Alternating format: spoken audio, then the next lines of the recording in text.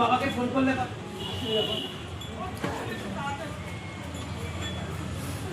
সকল বিদ্যালয় থেকেই যে চেষ্টা চালানো হচ্ছে, যে প্রয়াসের যে উদ্যোগ নেওয়া, সেটা হলো সবার আগে আমাদের দেশকে ভালোবাসতে হবে।